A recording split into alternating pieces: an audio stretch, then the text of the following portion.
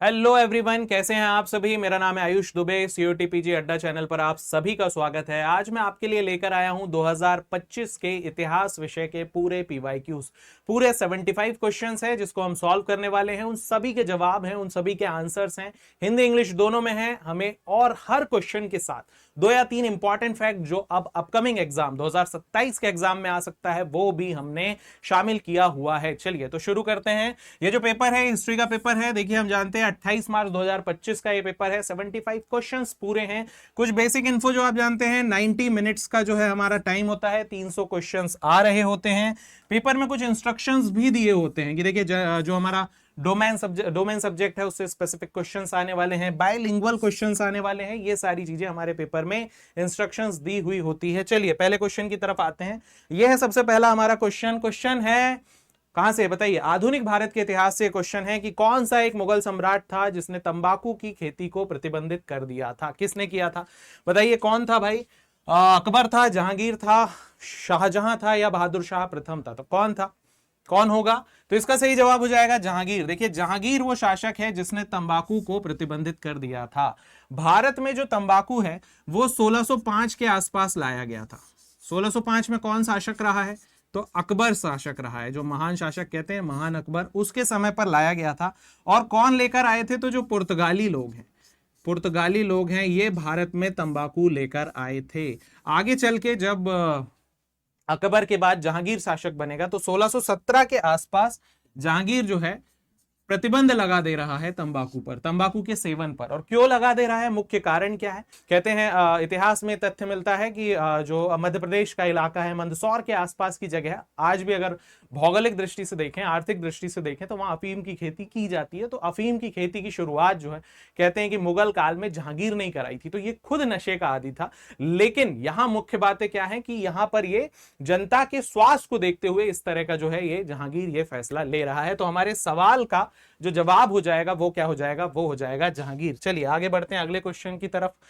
जो भी क्वेश्चन है उससे रिलेटेड जो 2 या 3 फैक्ट्स हैं जो अगले अपकमिंग 2027 के पेपर के लिए महत्वपूर्ण है, वो सारे फैक्ट्स मैंने इसके नेक्स्ट स्लाइड में ऐड किए हुए हैं। तो ये आपको पीडीएफ मिल जाएगी, है ना। हमारे जो सोशल मीडिया लिंक्स हैं वहां पर आपको ये पीडीएफ आपको मिल जाएगी। इस पीडीएफ को अपने पास सेव करके रखना है, बहुत अच्छे से पढ़ना है भाई, है ना। सारे क्वेश्चंस बहुत अच्छे से याद रखने हैं आपको। चलिए अगले क्वेश्चन की तरफ आते हैं। अगला क्वेश्चन जो है वो बुक्स एंड ऑथर्स से आया है। किससे, बुक्स एंड ऑथर्स से। किताब का नाम हमसे पूछा गया है कि मुंतखाब उल लवाब जो है वो किताब किसने लिखी थी। तो देखिए मोहम्मद हाशिम नाम के एक व्यक्ति हैं जिनका नाम था खफी खां। क्या नाम है, खफी खां। इनके द्वारा, ये मुगल काल के एक इतिहासकार हैं, उनके द्वारा एक किताब लिखी गई थी।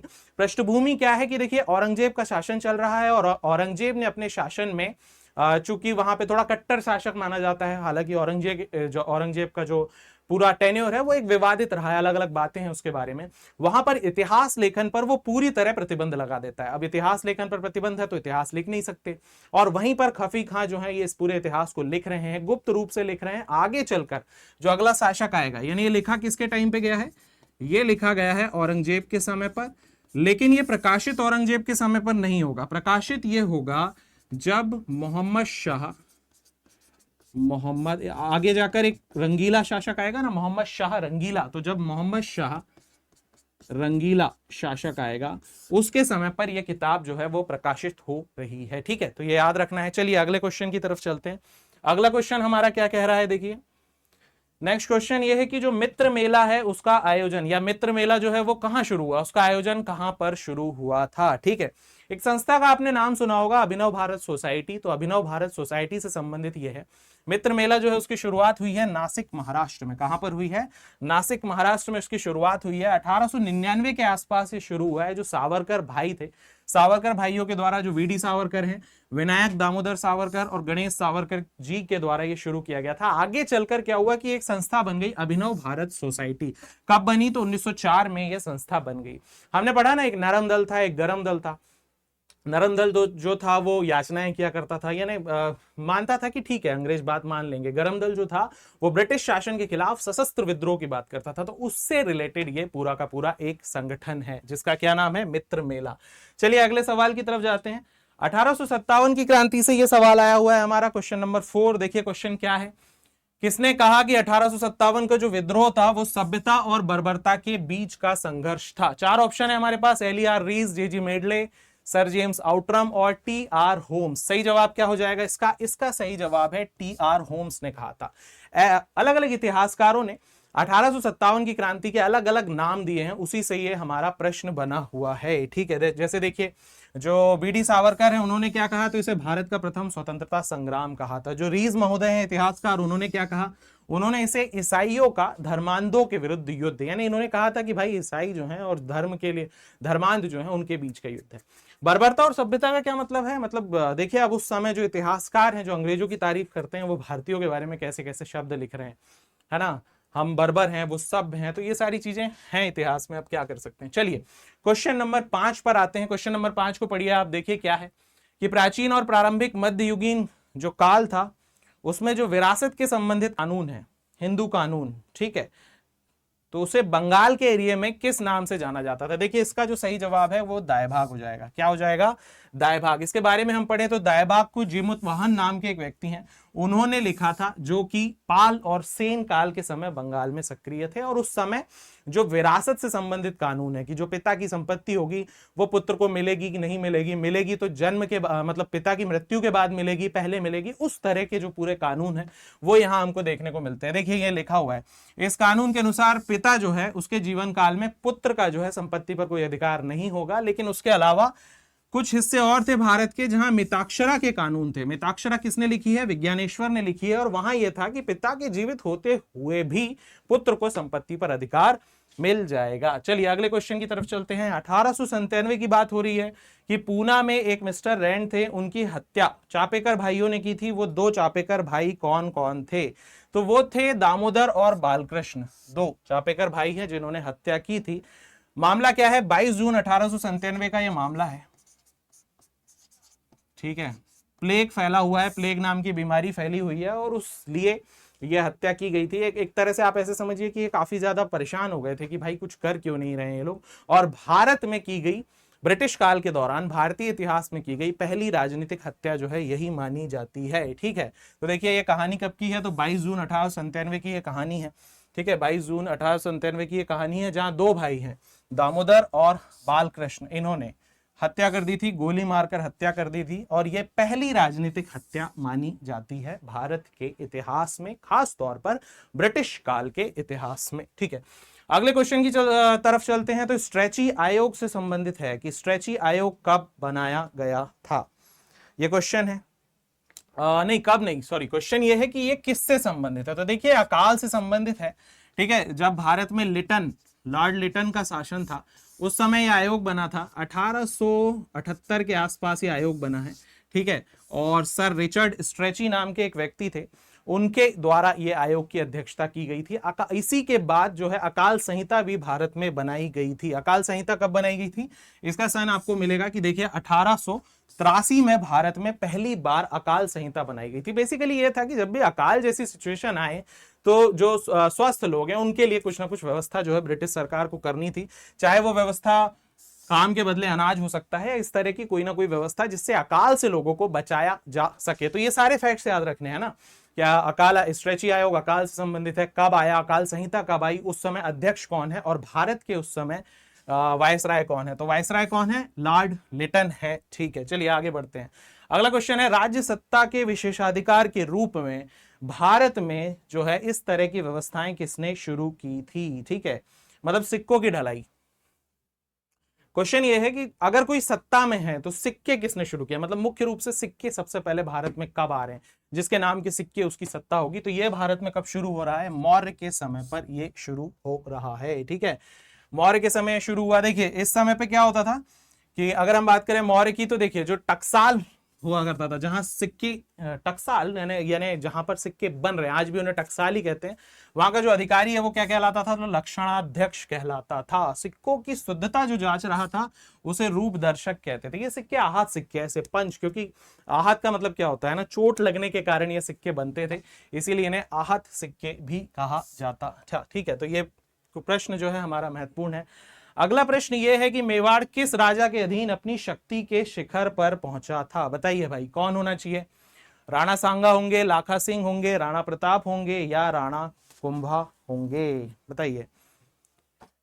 ये तो आप, मुझे लगता है ये क्वेश्चन जो लोग इतिहास नहीं पढ़ते हैं वो भी बता देंगे कि इस राजा के समय, राणा सांगा के समय जो है मेवाड़ अपनी सर्वोच्च शिखर पर पहुंचा था। राणा सांगा के साथ बाबर का एक युद्ध भी हुआ है, ये देखिए 1527 में खानवा का युद्ध हो रहा है। और एक और युद्ध है कि इब्राहिम लोदी को 1517 में खतौली के युद्ध में राणा सांगा हरा रहे हैं, यानी कि उन्होंने राजपूतों को उस मुकाम पर, सबसे ज्यादा पीक पर राजपूत किसके टाइम पर है, तो राणा सांगा के टाइम पे है। अगला क्वेश्चन रज्मनामा से है। मध्यकालीन भारत के इतिहास से सवाल आया हुआ है कि रज्मनामा जो है वो किसका चित्रित अनुवाद है, किस भारतीय ग्रंथ, किस सनातनी ग्रंथ, किस हमारा जो प्राचीन ग्रंथ है उसका अनुवाद है।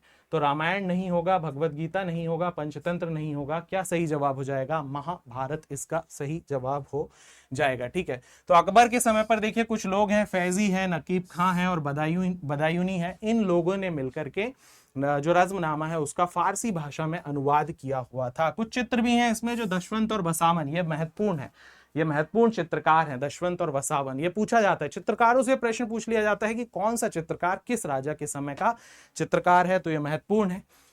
ठीक है, और ये आज भी देखिए, ये जो हमारा रज्मनामा है उसकी जो मूल प्रति है वो आज भी संग्रहित करके रखी गई है। ये जो संग्रहालय है सवाई मानसिंह संग्रहालय जयपुर में, वहां पर ये है। तो अकबर के समय की ये सारी घटना है।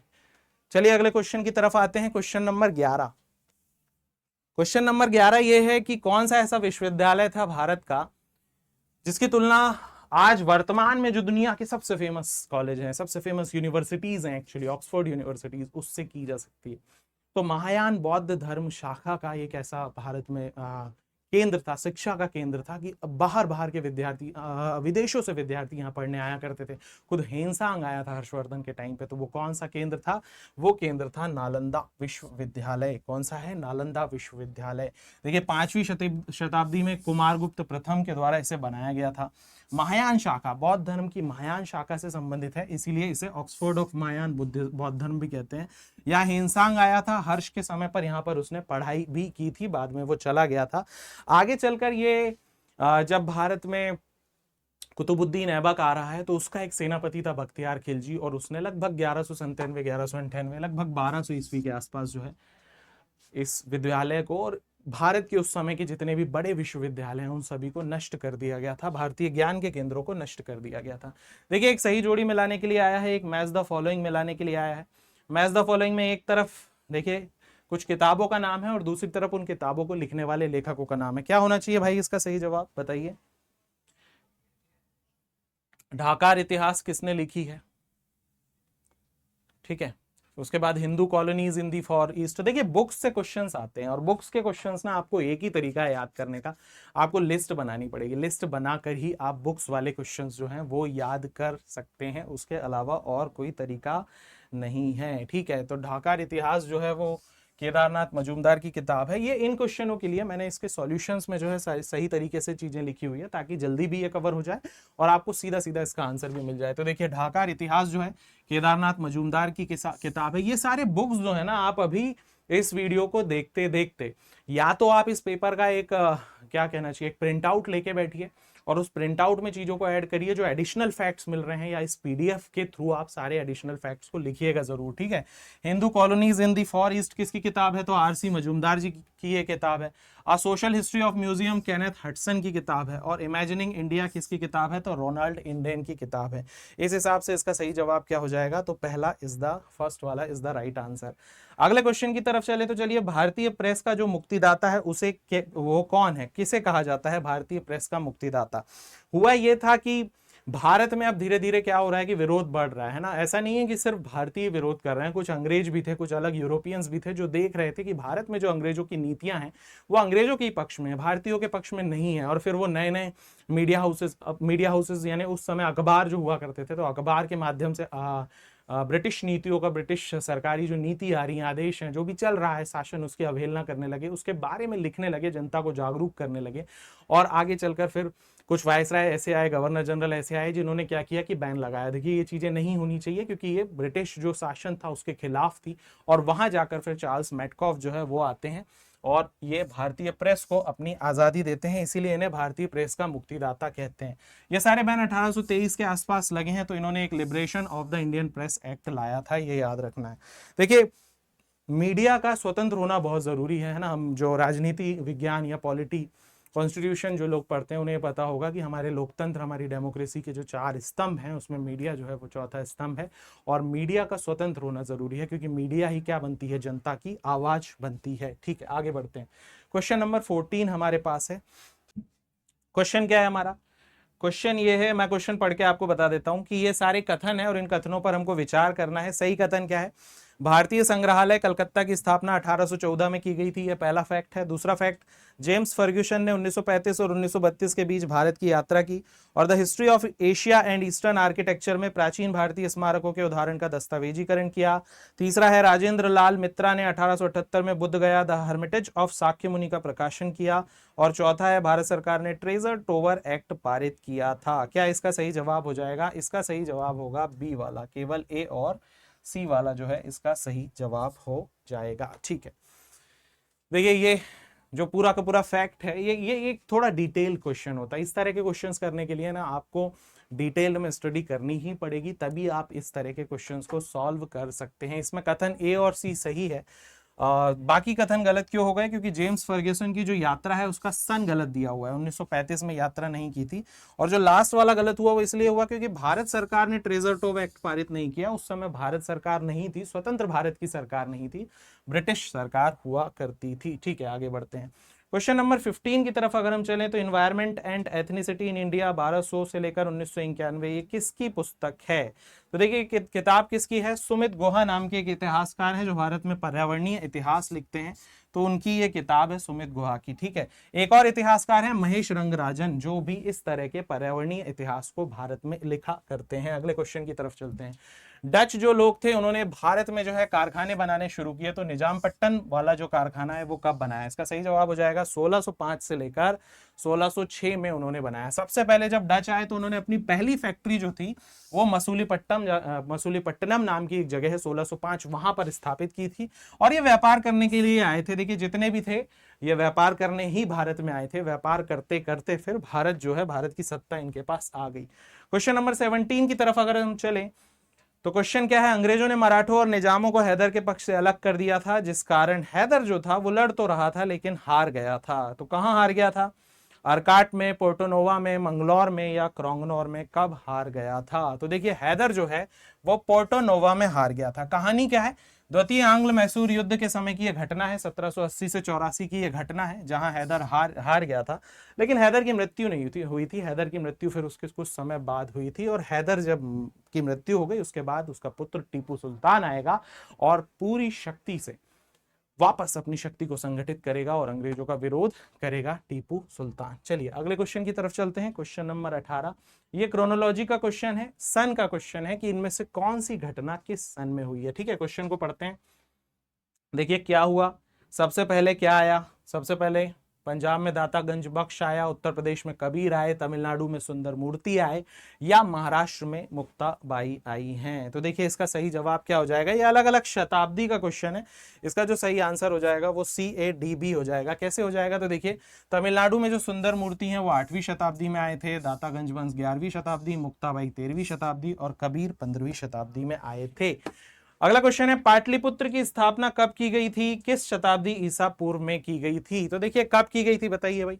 पाटलिपुत्र तब बनेगा ना जब हम पढ़ते हैं ना 6ठी शताब्दी ईसा पूर्व, जहां लोहा आ रहा है, मगध जो है वो जनपद जो है महाजनपद की तरफ बन रहे हैं, मगध पावरफुल हो रहा है, दोआब वाला क्षेत्र है। जब क्षेत्र पावरफुल होगा तो उस क्षेत्र पर विकास होगा, धीरे धीरे धीरे धीरे वो एक राजधानी है, तभी तो डेवलप होगा ना, जब आर्थिक उन्नति होगी वहां पर, जब व्यापार का अधिशेष आएगा वहां पर। तो वो पूरी कहानी है और ये पूरा का पूरा जो कहानी है उसका जवाब क्या हो जाएगा?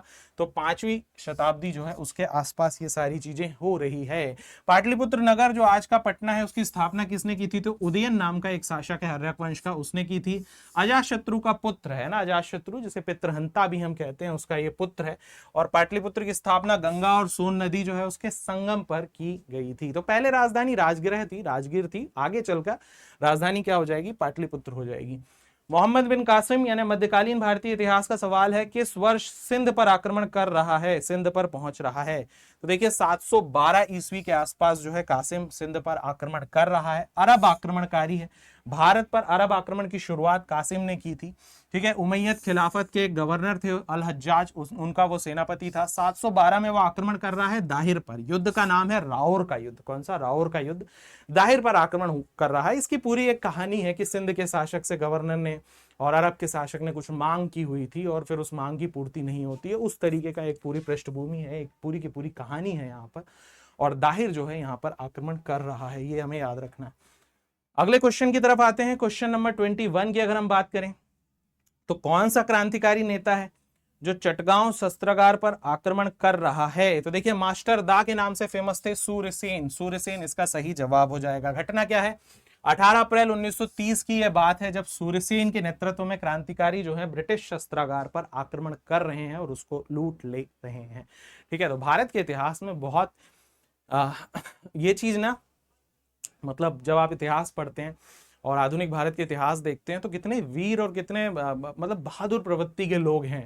देखिए पूरी दुनिया को उस वक्त लगभग मान सकते हैं हम कि गुलाम बनाने वाली एक इतनी बड़ी ब्रिटिश साम्राज्य के खिलाफ छोटे छोटे मतलब 22 साल 15 साल 14 साल के युवक निकल कर आते हैं और इतने सामर्थ्य के साथ, इतने ऊर्जा के साथ, इतनी बहादुरी के साथ, इतनी वीरता के साथ उसका विरोध करते हैं। अपनी जान अपने जीवन की परवाह नहीं करते। तो मानना तो पड़ेगा इन लोगों को भाई, है ना।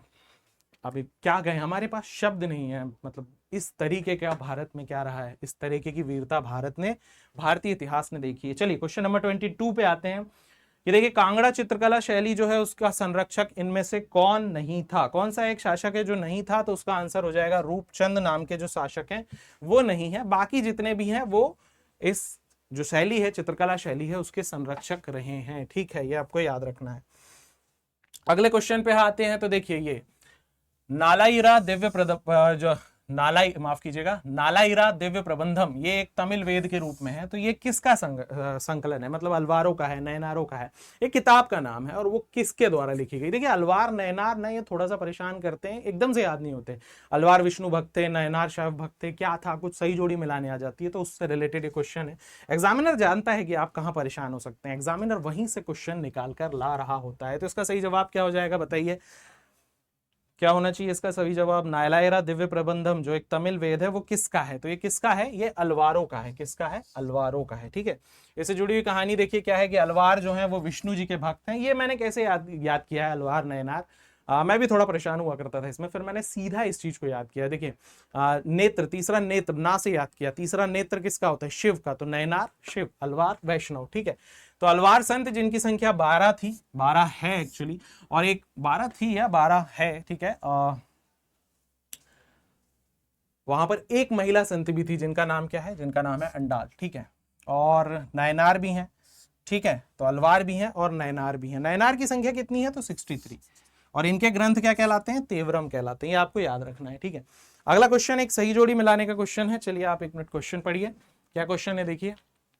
ये आया है,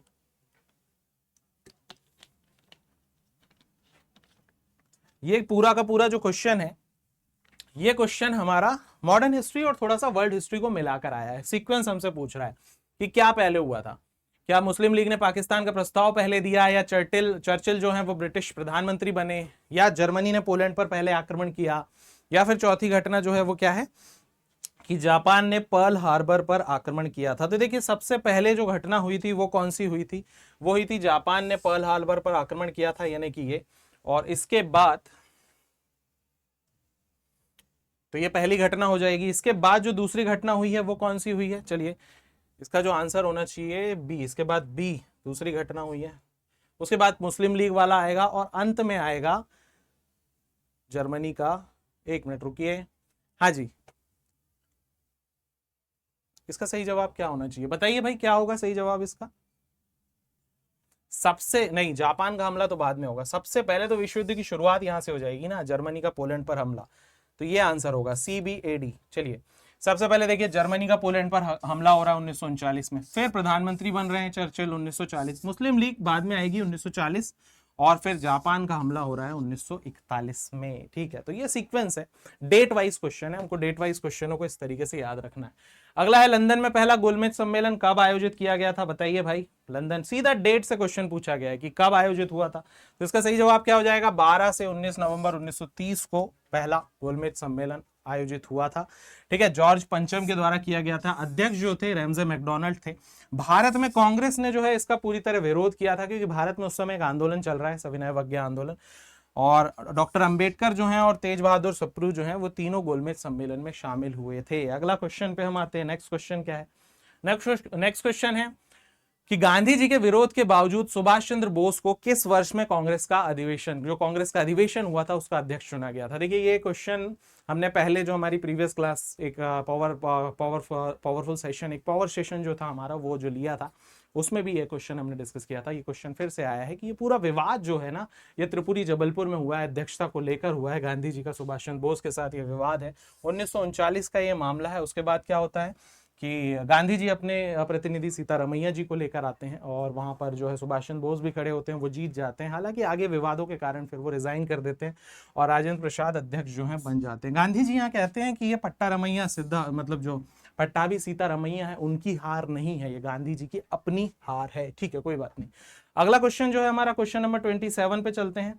क्वेश्चन नंबर 27 क्या है, अखिल भारतीय किसान सभा जो है इसका गठन हुआ था लखनऊ में, कब हुआ था, तो ये बनी थी अप्रैल 1936 के आसपास, 11 अप्रैल 1936 को ये बनी थी। पहले अध्यक्ष स्वामी सहजानंद सरस्वती जी थे, पहले महासचिव जो थे NG रंगा जी थे। ठीक है, अगला क्वेश्चन है गदर पार्टी से रिलेटेड। ठीक है, गदर पार्टी जो है उसका गठन कब किया गया था, तो देखिए 1913 की बात है। सैन फ्रांसिस्को में दो लोग हैं, सोहन सिंह भकना और लाला हरदयाल, उनके द्वारा गदर पार्टी का ये बनाई गई थी बेसिकली, ताकि बाहर से भी, जो बाहर विदेशों से भी भारत की आजादी के लिए क्या किया जाए, प्रयत्न किया जा सके। तो याद रखना है 1913 में अमेरिका के सैन फ्रांसिस्को में। संस्थापक अध्यक्ष कौन है, सोहन सिंह भकना थे, और नीति निर्धारक लाला हरदयाल। मैक्सिमम क्वेश्चन में जब भी ये क्वेश्चन मैं देखता हूं तो वहां लाला हरदयाल से रिलेटेड ही क्वेश्चन पूछा जाता है कि इनमें से कौन है जो गदर पार्टी से संबंधित है। ठीक है, अगला क्वेश्चन, क्वेश्चन नंबर 29 की तरफ आते हैं कि कौन सा एक यात्री है जो दिल्ली सल्तनत की डाक प्रणाली से प्रभावित हो रहा है, दिल्ली को बड़ी आबादी वाले एक विशाल शहर के रूप में वो बता रहा है। उस समय कोई यात्री आया है जो दिल्ली की बड़ी तारीफें कर रहा है, कौन है वो शासक, अब्दुल रज्जाक है, इब्न बतूता है, मार्को पोलो है, या दुआर्त बारबोसा है, तो कौन है भाई। देखिए, इसका सही जवाब हो जाएगा इब्न बतूता। इब्न बतूता जो कि मोरक्को से आया है, मोरक्को अफ्रीका का है, अफ्रीका में एक जगह है, वहां से ये आया हुआ है। और मोहम्मद बिन तुगलक का उस समय शासन चल रहा था, MBT के शासन काल में ये आया था, और जब आया था तो इसकी विद्वता से प्रभावित होकर जो है मोहम्मद बिन तुगलक इसे क्या कर रहा है, दिल्ली का काजी बना दे रहा है। एक किताब भी लिखी है इसने, रहला नाम की एक किताब है जो इसने लिखी है, और ये बता रहा है कि दिल्ली सल्तनत की जो डाक व्यवस्था है ना, दो भागों में बटी हुई है। उलूक यानी जो घोड़े से डाक जाती है, उलूक, और दावा जो पैदल डाक जाती है। तो उलूक जो घोड़े से जा रही है और दावा जो पैदल जा रही है। इसने कहा कि जितनी भी इस्लामी दुनिया के बड़े शहर हैं उसमें दिल्ली एक बड़ा और वैभवशाली शहर हमको देखने के लिए मिल रहा है। मुगल काल के दौरान जो लोग जंगल में रहते थे उन पर एक पेशकश कर लगाया जाता था, वो किससे संबंधित था, हाथी, हिरण, शेर या शहद, तो इसका सही जवाब हो जाएगा हाथी से संबंधित था पेशकश कर। देखिए, हाथियों का ना बड़ा योगदान है युद्ध में, युद्ध में बहुत इंपॉर्टेंट है, इसीलिए जो जंगल में रहते थे उनसे इस तरह से कर लिया जाता था। ठीक है, ये हमें याद रखना है। और भी बहुत सारी चीजें ली जाती थी जंगलों से। देखिए, आईने अकबरी एक किताब है, वहां बहुत सारी चीजें का उत्पाद है, जैसे जंगलों से लकड़ी, शहद, मोम, ये सारी चीजें भी मिलती थी। ठीक है, अगले क्वेश्चन की तरफ आते हैं, क्वेश्चन नंबर 31। प्राचीन भारत के इतिहास का क्वेश्चन है, बुद्ध से संबंधित है, कि बुद्ध का जो एक सिद्धांत है, अलग अलग सिद्धांत है बुद्धिज्म के, उसमें जो प्रतिच्छ समुत्पाद का नियम है ना, प्रतिप्य समुत्पाद भी कहीं कहीं हमको देखने को मिलता है, वो किससे रिलेटेड है, चार आर्य सत्य से, आश्रित उत्पत्ति, नैतिक आचार संहिता, स्थायित्व। तो देखिए, ये आश्रित उत्पत्ति का से संबंधित है, कार्य कारण के सिद्धांत से, कि हर घटना के पीछे कोई ना कोई कारण अनिवार्य होता है। ठीक है, उससे रिलेटेड है कि एक के होने पर दूसरे की उत्पत्ति होना, इसे ही कार्य कारण का सिद्धांत कहते हैं। ठीक है, और जो दूसरा आर्य सत्य है, चार आर्य सत्य हैं, दुख समुदाय, दुख निरोध गामिनी प्रतिपदा।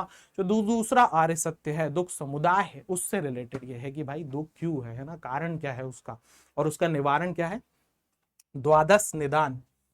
ठीक है, अगला क्वेश्चन पढ़िए भाई, question number 32।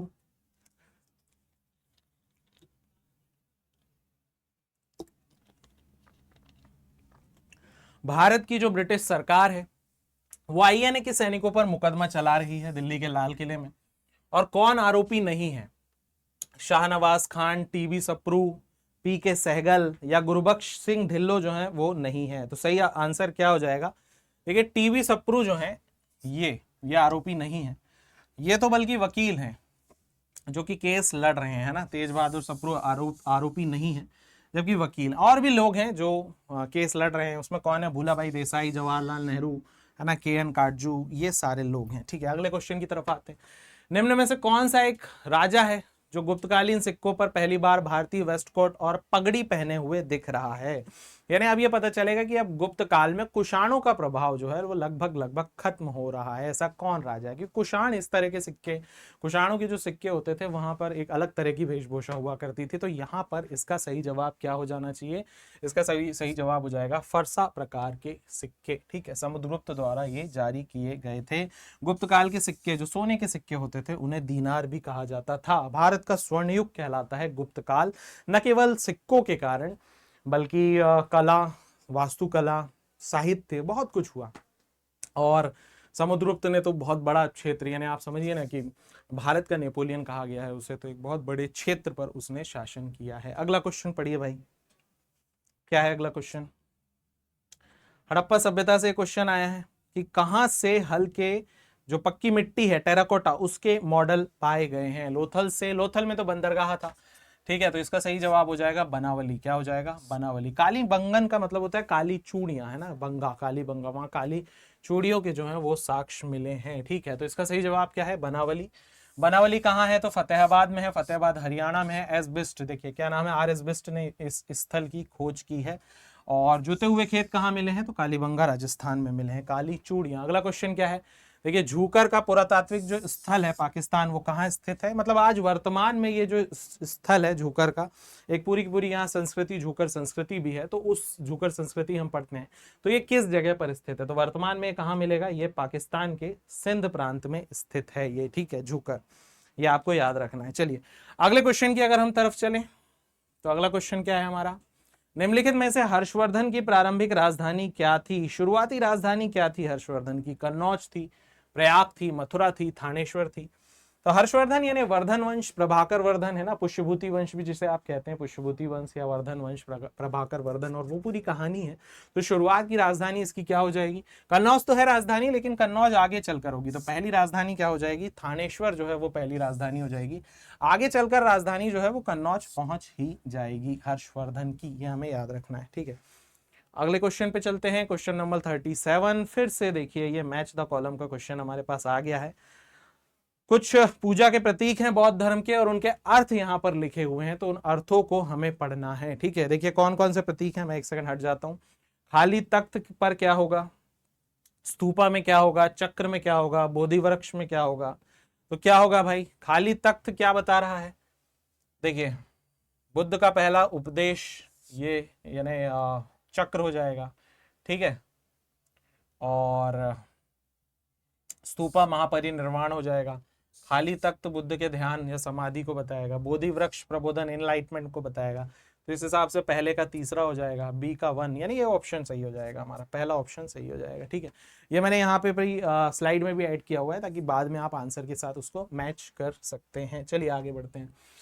The other side of silence जो है किताब है, ये किसके द्वारा लिखी गई? Voices from the partition of India. तो किसके द्वारा लिखी गई? इसका सही जवाब है उर्वशी बुटालिया। देखिए किताबों से क्वेश्चन आते हैं, पढ़ना ही पढ़ना है। एक चीज और आप करिएगा, ऐड करिएगा, जब आप पढ़ाई कर रहे होंगे ना, तो ये जो ऑप्शंस आते हैं ना आगे, यदि इनसे रिलेटेड कोई इंपॉर्टेंट बुक है तो उसका भी नाम आप ऐड करते हुए चलिएगा भाई, है ना। हो जाता है कई बार ऐसा कि पेपर में जो राइटर्स के नाम आ रहे हैं वही उसी राइटर की किताब जो है अगले साल हमको देखने के लिए मिल जाए। तो इसका आंसर क्या हो जाएगा? उर्वशी बुटालिया हो जाएगा। चलिए आगे बढ़ते हैं।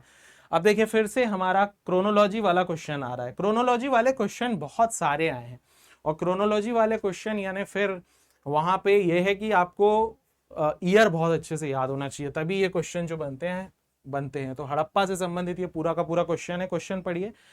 क्वेश्चन ये है कि कालक्रम के हिसाब से बताइए भाई किस जगह की खुदाई पहले हुई थी? तो सबसे पहले हड़प्पा की हुई है, फिर लोथल की हुई है, फिर कालीबंगा की हुई है, और फिर गुजरात के धौलावीरा की हुई है। इस हिसाब से तो हमारा आंसर पहला हो जाना चाहिए।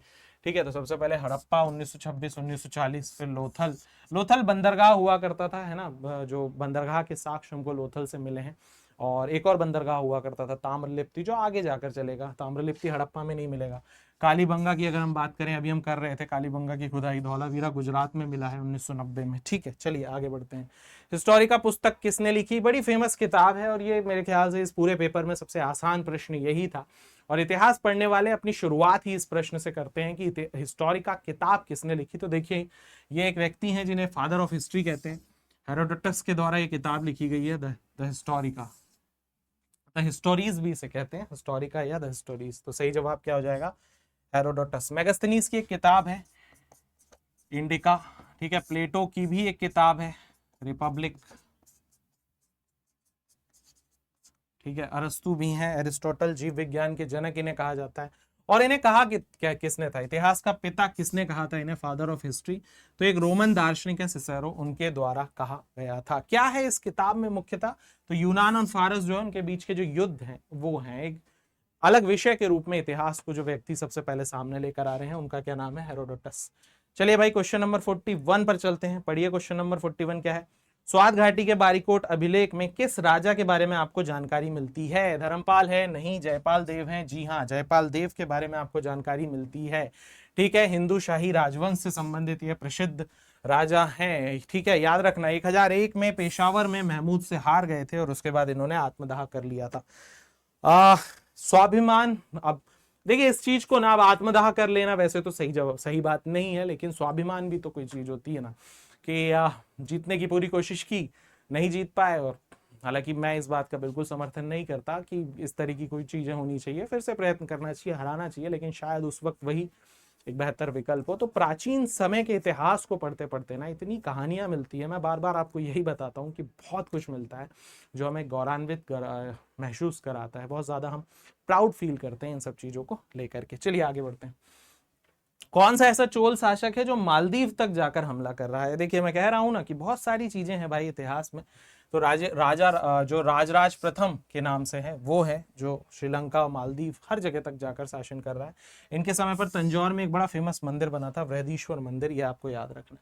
अगला क्वेश्चन, शेर शाह को शेर खान की उपाधि किसने दी थी? हेमू ने नहीं दी, बैरम खान ने नहीं दी, बाबर ने नहीं दी, बहार खां लोहानी नाम के एक व्यक्ति हैं, उन्होंने दी थी। इनके बचपन का नाम पहले फरीद खां था, बाद में हुमायूं को हरा देता है 1539 में चौसा के युद्ध में, और भारत की गद्दी पर बैठ जाता है। शेरशाह सूरी की जो प्रशासनिक व्यवस्था थी वो बहुत ज्यादा स्ट्रांग थी, अकबर ने भी फॉलो की, और आज के समय पे भी कुछ प्रशासनिक शब्दावलियां हमको शेरशाह सूरी की मिलती है। अशोक का जो शाहबाजगढ़ी का शिला है वो किस भाषा में है? तो देखिए, खरोष्टी भाषा में हमको मिलेगा। अशोक के अधिकांश जो शिलालेख हैं वो ब्राह्मी भाषा में है, लेकिन जो पाकिस्तान में स्थित है वो किस भाषा में है? पाकिस्तान अफगानिस्तान की सीमा पर वो शाहबाजगढ़ी और मानसहरा ये खरोष्टी लिपि में लिखे गए, भाषा नहीं सॉरी लिपि में लिखे गए, खरोष्टी लिपि, ब्राह्मी लिपि में लिखे गए। अशोक के ज्यादातर जो शिलालेख हैं ब्राह्मी लिपि में है, और ये दो जो हैं खरोष्टी में। ठीक है, सबसे पहले पढ़ा किसने था? 1837 में जेम्स प्रिंसेप ने पढ़ा था, और खोज की थी तो 1750 के आसपास जो टिफिन थेलर है, पादरे टिफिन थेलर, उनके द्वारा खोज की गई थी अशोक के अभिलेख शिलालेख जो है। ये शुरुआत कहां से की थी अशोक ने? तो एक राजा है ईरान का, डेरियस प्रथम, दारा प्रथम, और वो इस तरीके के अभिलेख लिखा करता था, और उसको देखकर उसी से मोटिवेट हुआ होगा हमारा राजा अशोक। क्वेश्चन नंबर 45 की तरफ चलते हैं। क्वेश्चन नंबर 45 क्या कह रहा है कि पूना में ब्रिटिश रेजिडेंट कर्नल पाल्मर जो थे, उन्होंने किसकी मृत्यु पर टिप्पणी किया था कि अब जो मराठा सरकार का समस्त विवेक और संयम चला गया है? तो ये हुआ था नाना फडणवीस की मृत्यु पर। किसकी मृत्यु पर? नाना फडणवीस, जिन्हें मराठों का मैकैया वैली भी कहा जाता था। और इसके बाद हुआ यही, एक्चुअली बिल्कुल सही इन्होंने कहा, इसके बाद मराठे जो हैं वो आपस में लड़ने लगते हैं। ठीक है, तो अगले क्वेश्चन की तरफ चलते हैं। अगला क्वेश्चन हमारा है, जहांगीर ने किस चित्रकार को नादिर उल अश्र की उपाधि दी थी? कौन सा वो चित्रकार था जिसको जहांगीर ये उपाधि दे रहा है? तो जहांगीर का फेवरेट चित्रकार है जिसका नाम था उस्ताद मंसूर। जहांगीर का वो समय है जो चित्रकला का स्वर्णयुग कहलाता है, चित्रकला का स्वर्णयुग। जहांगीर का कहा करता था कि यदि, मतलब ये बहुत ज्यादा कॉन्फिडेंस में रहा करता था कि यदि कोई चित्र है, उसकी आंखें किसी ने बनाई हो, चेहरा किसी और ने बनाया हो, तो ये एग्जैक्ट पहचान के बता देगा कि किस चित्रकार ने उस चित्र को बनाया है। तो चित्रकला का स्वर्णयुग कहलाता था। उस्ताद मंसूर के कुछ फेमस चित्र भी है, जैसे साइबेरिया का सारस हो गया, नीलगाय का चित्र हो गया, ये सारे फेमस हैं। ठीक है, आगे बढ़ते हैं। तहकीक हिंद नाम की जो एक किताब है वो किसके द्वारा या किस समय पर, किस समय के भारत का वर्णन करती है? तो अल बरूनी के द्वारा एक किताब लिखी गई थी। 11वीं शताब्दी का जो भारत है उसके बारे में ये पूरी की पूरी जो है पूरा का पूरा वर्णन करती है। गजनवी के साथ भारत ही आया है। अल बरूनी एक अच्छा इतिहासकार, देखिए आप अच्छा कहने का सेंस क्या है मेरा उसको समझिएगा, क्योंकि देखिए हमारे साथ भी होता है ना डेली लाइफ में, मॉडर्न लाइफ में जज बहुत जल्दी कर लेते हैं हम, किसी भी चीज को बिना एनालाइज किए किसी भी चीज को जज करने लगते हैं। अल बरूनी ने वो नहीं किया। अल बरूनी ने कहा कि ठीक है भाई, भारतीयों को जज करने के पहले थोड़ा भारतीय धर्म ग्रंथों का जितना इनका ज्ञान है उसको पढ़ लिया जाए। तहकीक हिंद, भारत की खोज, किताबुल हिंद, तो वो इसने किया। इसीलिए एक तरह से ये देखिए यहां लिखा भी हुआ है कि अल बरूनी ऐसा पहला मुस्लिम विद्वान था जो पढ़ रहा है, गहन अध्ययन कर रहा है, उसके बाद कुछ कह रहा है। तो ये अच्छी बात है अल बरूनी की। बाकी सारी चीजें हम भूल भी जाएं तो 80 अध्यायों में ये पूरी किताब है। ठीक है, विजयनगर साम्राज्य में जो व्यापारियों का समूह हुआ करता था वो क्या कहलाता था? वेलाल, अयंगर, कुदिरई चेट्टी या कल्तिका? तो देखिए कुदिरई चेट्टी कहलाता था। ठीक है, ये याद रखना है। ये घोड़ों के व्यापारी हुआ करते थे, ये हमें याद रखना है। अयंगर जो हुआ करती थी ये ग्रामीण प्रशासनिक व्यवस्था, गांव में कैसा प्रशासन चलेगा उससे संबंधित पूरी की पूरी एक व्यवस्था थी जिसे अयंगर व्यवस्था कहा जाता था। ठीक है, हड़प्पा सभ्यता से क्वेश्चन आया है कि जो जल निकासी प्रणाली है हड़प्पा सभ्यता की, ये अब तक खोजी गई सबसे प्राचीन और सबसे विकसित प्रणाली है, ऐसा कौन कह रहा है? Rakhaldas Banerjee, Alexander Cunningham, John Marshall या मैके? तो देखिए अर्नेस्ट मैके ने कहा है। अलेक्जेंडर कनिंगम को भारतीय पुरातत्व का जनक भी कहा जाता है ना। 1861 के आसपास जो है अंग्रेज जो है पुरातत्व विभाग जो है भारत में बना रहे हैं। तो किसने कहा था? अर्नेस्ट मैके ने कहा है कि भाई अभी तक जितनी भी प्रणाली खोजी गई सबसे विकसित यही है। ठीक है, एक और किताबों से देखिए बुक्स के क्वेश्चन बहुत है ना, बुक्स के क्वेश्चन बहुत आते हैं।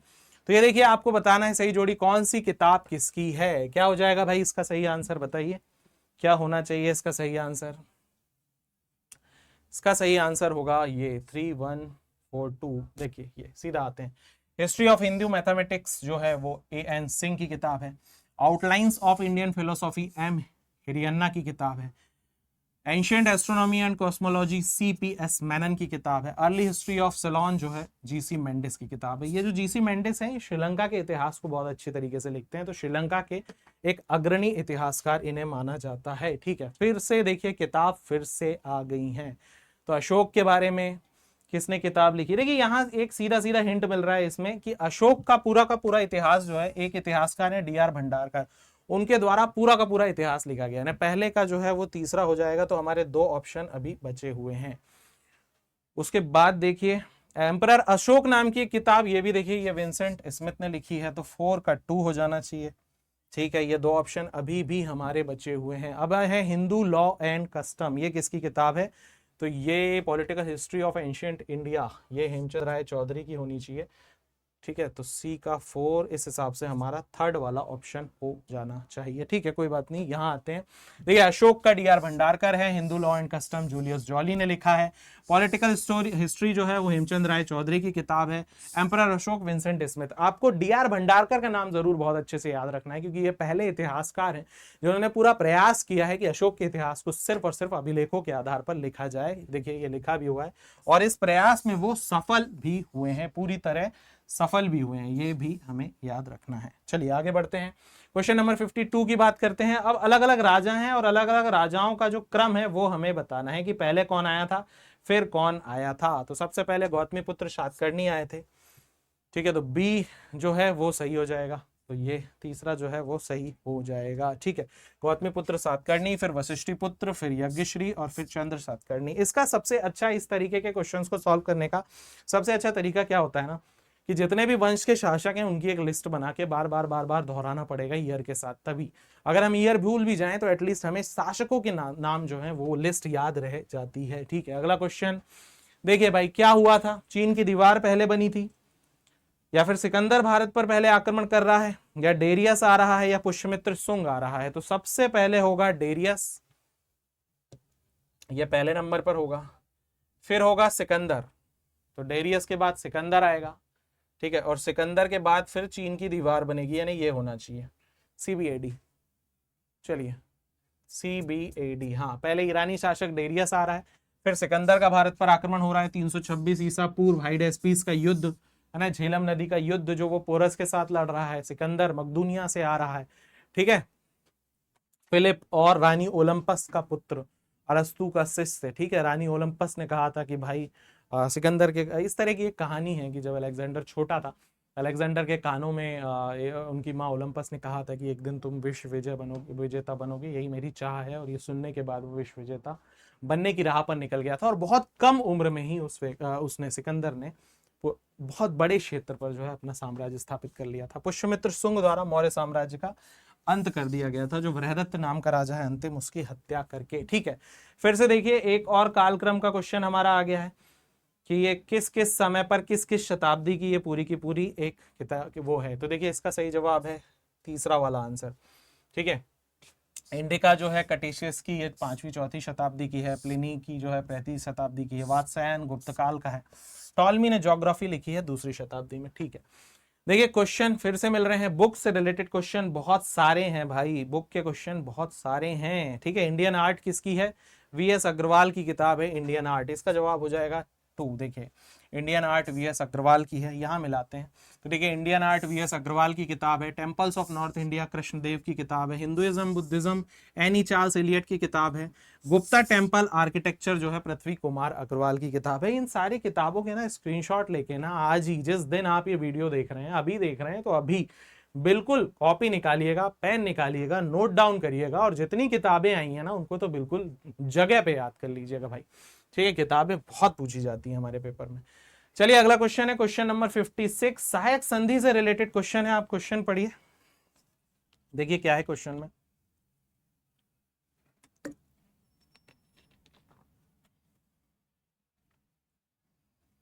सहायक संधि की बातें हैं कि सहायक संधि 1798 में वेलेजली द्वारा तैयार की गई थी, ये तो बिल्कुल सही बात है। बाहरी खतरों से अपने सहयोगी की रक्षा करने के लिए अंग्रेज जिम्मेदार नहीं, ये बात गलत हो जाएगी। सहयोगियों के क्षेत्र में ब्रिटिश जो एक दल तैनात, ये सही बात है। सहयोगी अन्य शासकों के साथ समझौते नहीं कर सकता, तो ए और सी जो है इसका सही हो जाएगा, ठीक है। ए और सी सही है, बाकी गलत हो जाएगा। क्वेश्चन नंबर 57 पे आइए भाई, 57 को पढ़िए। मुगलकालीन भू राजस्व व्यवस्था के बारे में आपको बताना है कि क्या बात सही है और क्या बात सही नहीं है। भू राजस्व का अनुमान जो था कंकूत था, सही है भाई। जिस भूमि का स्वामित्व और प्रबंधन सीधे राज्य द्वारा किया जाता था उसे मालिकाना तो नहीं कहते थे, उसे खालसा भूमि कहते थे, तो ये गलत हो जाएगा। निशुल्क किराए वाली भूमि को सरयुगल कहा जाता था, ये ठीक है भाई। सैन्य सेवा के बदले आवंटित भूमि तकावी कहलाती थी, नहीं नहीं, तकावी सैन्य सेवा के बदले भूमि नहीं कहलाती थी, तकावी तो ऋण होता था, जैसे आजकल होता है ना किसान क्रेडिट कार्ड, वैसे उस समय तकावी ऋण हुआ करता था, जो कि अग्रिम ऋण, कृषि अधिशेष दिया जाता था ऋण। तो ये हो जाएगा इसका सही जवाब, यानी कौन कौन से सही हो गए, बी और डी सही हो जाएंगे, ए और सी सही हो जाएंगे, बी और डी तो गलत हो जाएंगे, ठीक है। कंकूज जो है पहले ही पैदावार जब है, मतलब खेत में फसल खड़ी है तभी जो है लगान निर्धारित कर लिया जाता था। सरयुगल मदद माश दी जाती थी विद्वानों को, ठीक है। ये देखिए राज्य के नियंत्रण वाली भूमि खालसा भूमि कहलाती थी, और तकावी जो हुआ करता था वो ऋण हुआ करता था, ठीक है। सैनिकों को जो सैन्य सेवा के बदले भूमि दी जाती थी उसे जागीर कहा करते थे, क्या कहते थे, जागीर। यानी ये प्रशासन से, एडमिनिस्ट्रेशन से क्वेश्चन आया है, और एडमिनिस्ट्रेशन को भी अगर हम और ज्यादा पार्ट में कर दें कि एडमिनिस्ट्रेशन से किससे क्वेश्चन आया, तो ये क्वेश्चन आपको मिलेगा शब्दावलियों का क्वेश्चन है, तो प्रशासन का क्वेश्चन है, और प्रशासन में भी ये क्वेश्चन शब्दावलियों का क्वेश्चन है।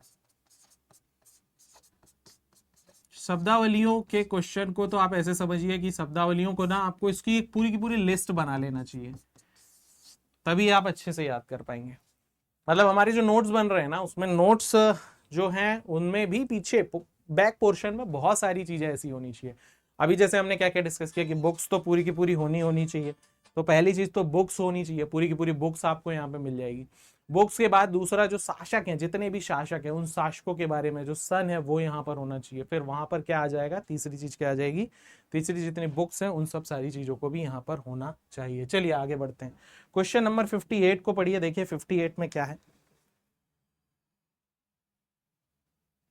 क्वेश्चन नंबर 58 मॉडर्न हिस्ट्री से है, भारत के राष्ट्रगान के संबंध में कुछ बातें यहाँ पर लिखी गई है, जन गण मन के बारे में कुछ बातें यहाँ पर लिखी गई हैं, ठीक है। जन गण मन की रचना बंगाली में की गई थी, ये सही है। संविधान सभा ने 1946 में इसे अपनाया नहीं, ये तो गलत हो जाएगा। पहली बार 1911 में इसे गाया गया, ये सही है।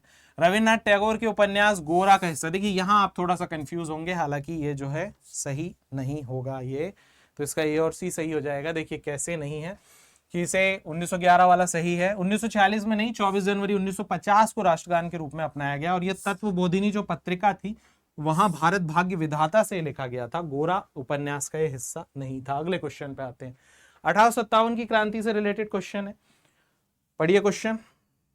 1857 के विद्रोह के संदर्भ में निम्न पर विचार कीजिए और सही कथनों की पहचान कीजिए। बताइए भाई क्या क्या हुआ था 1857 में और क्या क्या नहीं हुआ था 1857 में।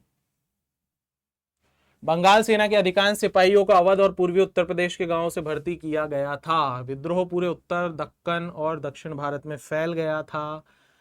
पूरे भारत में तो नहीं फैला था विद्रोह, तो ये तो गलत हो जाएगा। भारत सरकार अधिनियम 1857 द्वारा भारतीय प्रशासन का नियंत्रण ईस्ट इंडिया कंपनी को नियंत्रण बोर्ड, ईस्ट इंडिया कंपनी से नियंत्रण बोर्ड को हस्तांतरित कर दिया गया था। नहीं, ये भी नहीं होगा क्योंकि ब्रिटिश क्राउन को दे दिया गया था। ब्रिटिश समाचार पत्रों चित्रों ने उन ब्रिटिश नायकों का कीर्तिगान किया जिन्होंने, हाँ बिल्कुल सही, तो ए और डी जो है वो सही हो जाएगा। ए और डी वाला कोई ऑप्शन है, हाँ ए और डी वाला जो ऑप्शन है वो सही हो जाएगा, बाकी गलत हो जाएगा। अगला क्वेश्चन, सही जोड़ी मिलाना है भाई, देखिए बताइए क्या होगा इसका सही जवाब। महानवमी डिब्बा, कमल महल, विरूपाक्ष और पंपा देवी।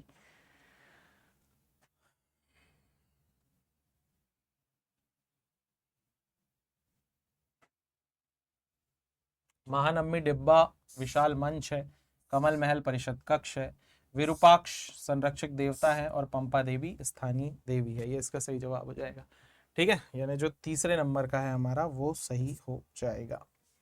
महानवमी डिब्बा विशाल मंच है, कमल महल परिषद कक्ष है, विरूपाक्ष जो है, विरूपाक्ष वो संरक्षक देवता है, शिव का रूप माने जाते हैं, और पंपा देवी ठीक है स्थानीय देवी।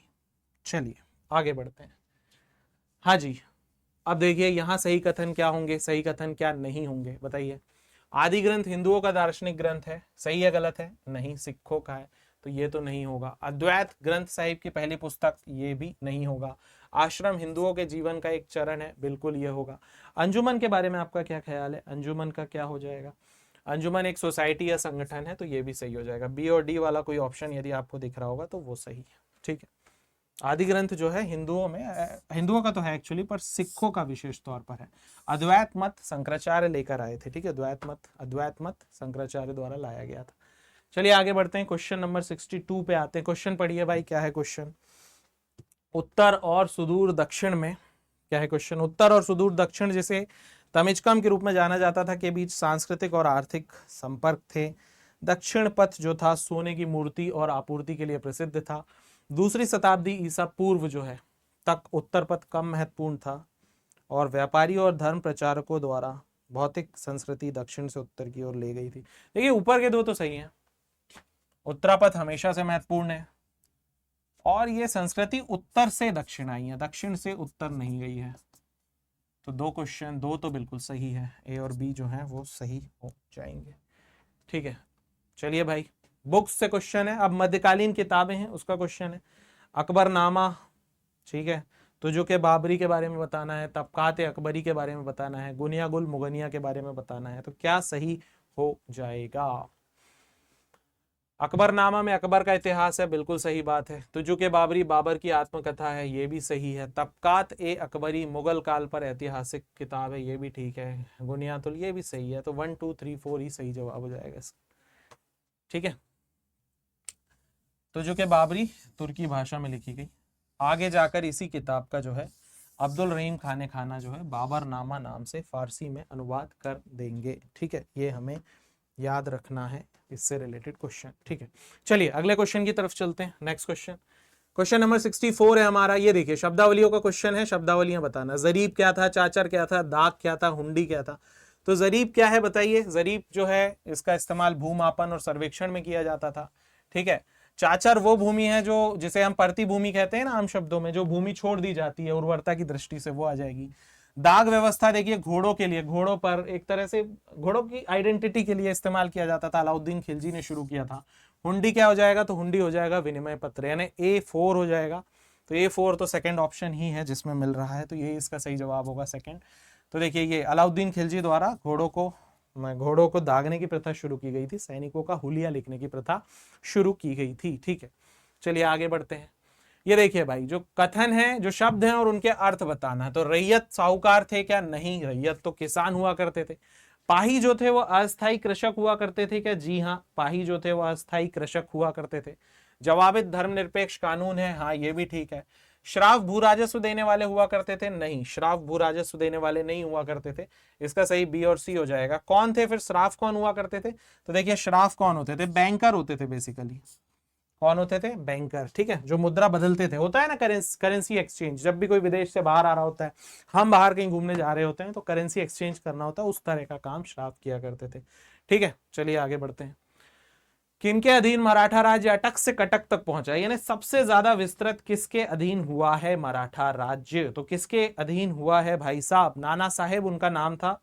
कौन हो जाएंगे? बालाजी बाजीराव, नाना साहब। इनके टाइम पे इन्हें नाना साहेब के नाम से भी जाना जाता था। कुछ और फैक्ट्स हैं जो यहाँ लिखे हुए हैं। क्वेश्चन नंबर 67, प्लासी की लड़ाई के संदर्भ में ये किसने कहा कि ऐसा कोई युद्ध नहीं हुआ जिसके परिणाम इतने व्यापक, इतने तात्कालिक और इतने स्थायी थे? मतलब ऐसा कोई युद्ध नहीं है। प्लासी, इस तरीके का जो कथन है वो किसने कहा? ठीक है, बताइए सही answer. P Roberts, Alfred Lyall, Ghulam Hussain या जीबी मालसेन? तो देखिए इसका आंसर है जीबी मालसेन ने कहा था कि प्लासी की लड़ाई। हाँ, प्लासी की लड़ाई के बेसिक फैक्ट्स आप जानते हैं। 23 जून 1757, बंगाल का एक नवाब है सिराज, रॉबर्ट क्लाइव के साथ वो लड़ रहा है। ठीक, देखिए एक फैक्ट और यहाँ है कि बंगाली कवि थे एक बड़े फेमस, नवीन चंद्र सेन। उन्होंने प्लासी की लड़ाई में हार के बाद कहा कि भारत के लिए शाश्वत दुख, अब चलता रहेगा दुख, उसकी एक काली रात की शुरुआत हो गई। और शायद बिल्कुल सही भी कहा, क्योंकि उसके बाद ही तो जो है भारत की पूरी शासन व्यवस्था, पहले बंगाल कैप्चर होता है, मद्रास पे शासन है, दिल्ली कैप्चर होता है, पूरा भारत जो है एक उपनिवेश बन जा रहा है, गुलाम बन जा रहा है। क्वेश्चन नंबर 68 की तरफ आए तो देखिए ये सूफी संत से क्वेश्चन है और प्रश्न जो है वो थोड़ा इस बार डीप है। देखिए उनकी जो सूफी जो संत है उनकी मृत्यु के हिसाब से हमको कालक्रम में लगाना है कि कौन पहले आएगा कौन बाद में आएगा। ठीक है, इसका जवाब है डी सी ए बी। ऐसे हम डिस्कस करें इसको तो देखिए ये होना चाहिए सॉल्यूशन। शेख मोइनुद्दीन सिजी जो है चिश्ती, 1236 के आसपास इनकी मृत्यु हुई। ठीक है, ख्वाजा फतेहुद्दीन जी जो हैं 1265 के आसपास हुई। औलिया साहब जो हैं 1325 और चिराग दिल्ली के नाम से 1356। तो सूफी संत की भी मृत्यु से रिलेटेड ये क्वेश्चन आ रहा है। ये वाला क्वेश्चन आपसे तब बनेगा जब इस स्पेसिफिक चीज को आपने नोट डाउन करके याद किया हुआ है। अगर सिर्फ हमने सूफी साहित्य को पढ़ा है, सूफी संत के बारे में पढ़ा है, सूफी शब्दावलियों को पढ़ा है, तो फिर ये क्वेश्चन थोड़ा परेशान करेगा, क्योंकि ये वाले फैक्ट जो होते हैं ना, मृत्यु वाले फैक्ट, ये हम थोड़ा सा स्किप करते हैं। लेकिन अब चूंकि एग्जाम में आ रहा है, हमें पता चल रहा है कि बीप जा रहा है एग्जाम, थोड़ा और ज़्यादा वो हमसे एक्सपेक्ट कर रहा है कि हम चीज़ों को और ज़्यादा फैक्चुअल चीज़ों को याद करें, तो ये भाई महत्वपूर्ण है। ठीक है, ट्रेंड आप देख रहे हैं, डरना नहीं है एग्जाम से। चीज़ें जिस तरीके की आ रही हैं, जिस तरीके का हमारा सिलेबस है, बस वही पढ़ते जाना है, वही हमारा काम है करना। चलिए कुछ और सूची है। देखिए एक और सही जोड़ी आई है, अलग अलग जगह के स्मारक है और हमें बताना है कि कौन सा स्मारक कहाँ पर है। इसका जवाब होगा थर्ड वाला। देखिए जो मुसम्मन बुर्ज है ये आगरा में है, आगरा के किले में। बादशाही मस्जिद जो है लाहौर में है। चश्मा शाही कश्मीर में है। पंचमहल जो है फतेहपुर सीकरी में है, अकबर द्वारा इसे बनाया गया था।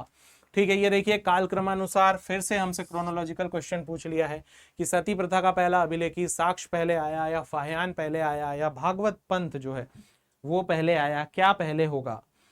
बताइए भाई क्या होगा सबसे पहले?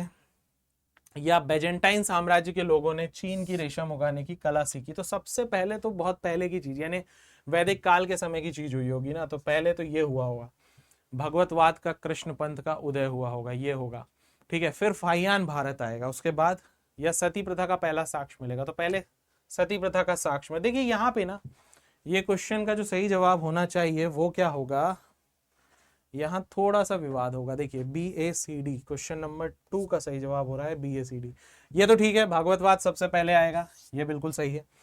सती प्रथा का पहला साक्ष्य, ये भानुगुप्त के टाइम पे हमको मिलेगा। सती प्रथा का पहला साक्ष्य एरन अभिलेख, एरन जो कि सागर में है, सागर मध्य प्रदेश में है, 510 ईस्वी के आसपास। ठीक है, तो ये भी ठीक है। फाहियान की भारत यात्रा तीसरे नंबर पर आएगी, फाहियान जो कि भारत आ रहा है। 399 चंद्रगुप्त द्वितीय के टाइम पे, ठीक है। और पूर्वी रोमन साम्राज्य उसके बाद आएगा। हाँ जी सही है, यही होगा हमारा, ठीक है।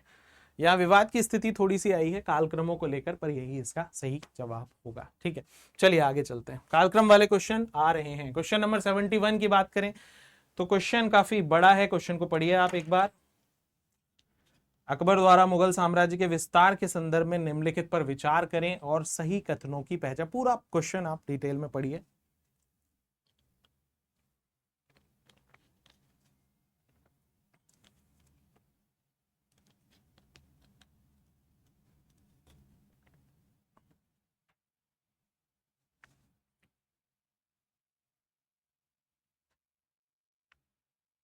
क्या होगा इसका सही जवाब, क्या होना चाहिए बताइए भाई। अकबर 1554 में दिल्ली के सिंहासन पर बैठा, इंग्लिश वालों के लिए यह क्वेश्चन है।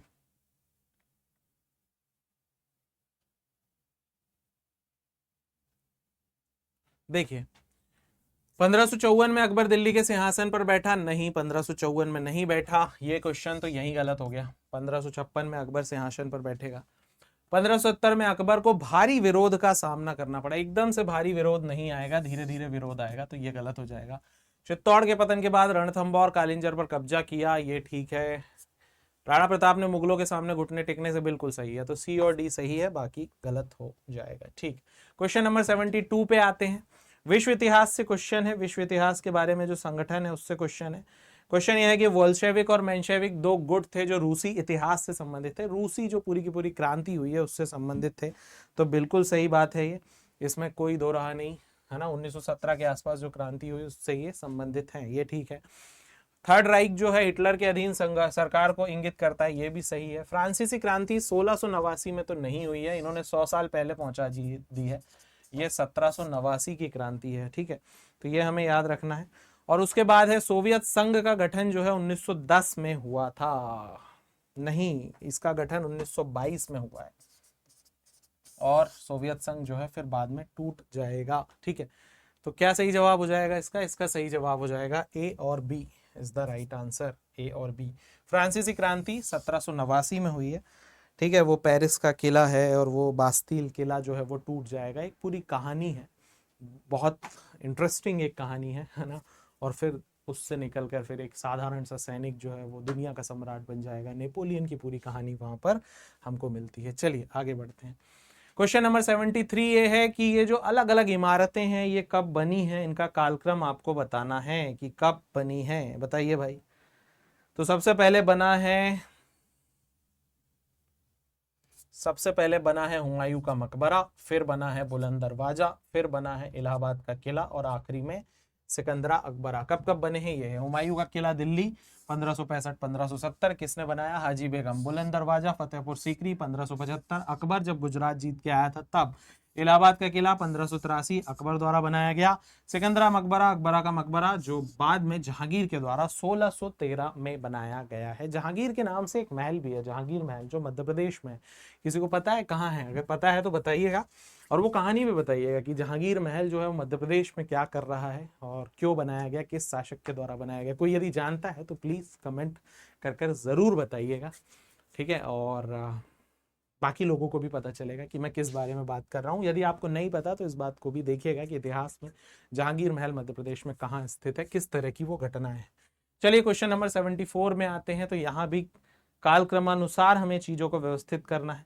तो सबसे पहले देखिए क्या होगा, प्राचीनतम संस्कृत अभिलेख, हाँ ये सबसे पहले होना चाहिए। रोमन साम्राज्य के पश्चिमी भाग के साथ व्यापार, जैन ग्रंथ 18 जन समुदाय, ये दूसरे नंबर पे। एक के बाद डी आना चाहिए, एक के बाद डी हमारे दूसरे ऑप्शन में आ रहा है, तो ये सही हो जाएगा, ठीक है। प्राचीनतम संस्कृत अभिलेख 150 ईस्वी, शक शासक रुद्रदामन का जूनागढ़ अभिलेख है जो संस्कृत का पहला बड़ा अभिलेख है, ठीक है। जैन ग्रंथों में 18 प्रमुख जन समुदायों का उल्लेख, 3री-4थी शताब्दी की हम बात कर रहे हैं, ये भी ठीक है। रेशम बुनकरों का मंदसौर में पलायन इस समय पर हुआ है 5वीं शताब्दी के आसपास, ठीक है। और कुमारगुप्त प्रथम के काल का मंदसौर अभिलेख, ये क्वेश्चन बहुत पूछा जाता है, ये याद रखना है कि रेशम बुनकरों का जो वर्णन है वो किस अभिलेख में है, तो मंदसौर अभिलेख में मिलता है, ठीक है। क्वेश्चन नंबर 75 हमारा आखिरी क्वेश्चन है। पढ़िए भाई क्वेश्चन, मीराबाई से रिलेटेड क्वेश्चन है। मीराबाई के पति युवराज भोजराज जो थे वो किसके पुत्र थे? राणा सांगा, राणा कुंभा, राणा प्रताप, राणा उदय। राणा सांगा इसके पहले भी हमारे एक क्वेश्चन में डिस्कस हो गए, यानी पूरे पेपर में 2 बार राणा सांगा आएंगे, है ना। बाबर के साथ युद्ध याद करो, क्या हो जाएगा? तो मीराबाई के पति हैं युवराज भोजराज, ये राणा सांगा के पुत्र थे। ठीक है, मीराबाई से संबंधित कुछ बातें हैं। तो देखिए, कृष्ण की भक्त थी हैं। 1516 में मेवाड़ के महाराजा राणा सांगा के पुत्र युवराज भोजराज के साथ इनका विवाह हुआ था। भोजराज की फिर मृत्यु हो गई थी। ठीक है, मीराबाई का जन्म जो है वो राजस्थान के कुड़की गांव पाली में राठौड़ राजवंश में हुआ था, ये हमें याद रखना है। और खानवा का युद्ध जो था वो बाबर के साथ जो लड़ा है राणा सांगा ने, वो भी हमें याद रखना है। कब हुआ था ये? 1527 का। तो ये इतिहास के महत्वपूर्ण प्रश्न है। इतिहास के पूरे 75 प्रश्न है, 75 क्वेश्चंस है, जिसको हमने डिटेल में डिस्कस किया है। हर प्रश्न के साथ कुछ फैक्ट्स हमने ऐड किए हैं। ये फैक्ट्स जो हैं, यदि आप इस सेशन को बहुत अच्छे से एक बार और देखेंगे, सारे प्रश्नों को, पीवाईक्यूज को बहुत अच्छे से पढ़ेंगे, तो आप यकीन मानिए 2025 का पीवाईक्यू आपका पूरी तरह रेडी है। ऐसे ही हम आप पुराने पीवाईक्यूज जो हैं उनको भी यदि रेडी करेंगे तो बहुत अच्छी पीवाईक्यूज की आपकी तैयारी हो जाएगी। इस तरह के और भी सेशंस हम लाते रहेंगे। मेरा नाम है आयुष दुबे, आप सीयूटीपीजी अड्डा चैनल के साथ जुड़े हुए हैं। अपनी तैयारी करते रहिए, खुश रहिए, स्वस्थ रहिए। जय हिंद, नमस्कार, जय भारत।